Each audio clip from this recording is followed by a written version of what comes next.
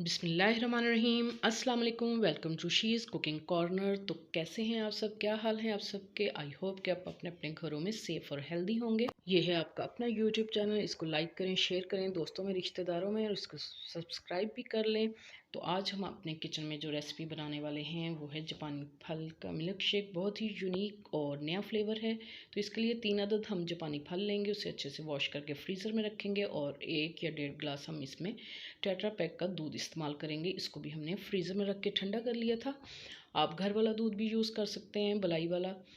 तो जी इस तरह से हम इसमें कट्स लगाएंगे, और इसका छिलका जो है हम रिमूव कर देंगे नाइफ़ की मदद से। इस तरह से आपने इसका लगाना है कट, और इस तरह से गूदा हम इसका निकाल लेंगे, और इसका ब्लेंडर में डाल के अच्छा सा फाइन सा पेस्ट बना लेना है आपने।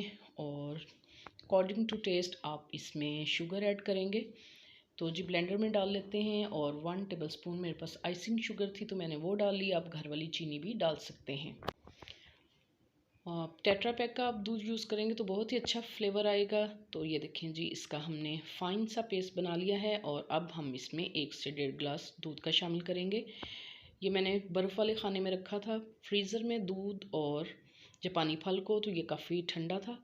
तो अच्छे से ब्लेंड करके हमने इसका शेक रेडी कर लेना है।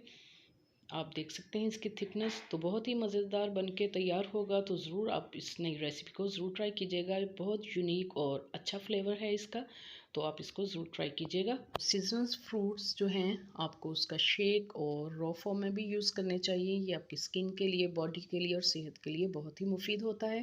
तो अगर आप मेरे चैनल पर नए हैं तो प्लीज़ इसको सब्सक्राइब कर लें, और बेल आइकन का बटन दबाना मत भूलिएगा, ताकि मेरी हर नई आने रेसिपी का नोटिफिकेशन सबसे पहले आपको मिल सके। और ये बिल्कुल फ्री है। Thank you for watching. Next video तक के लिए अल्लाह हाफिज़।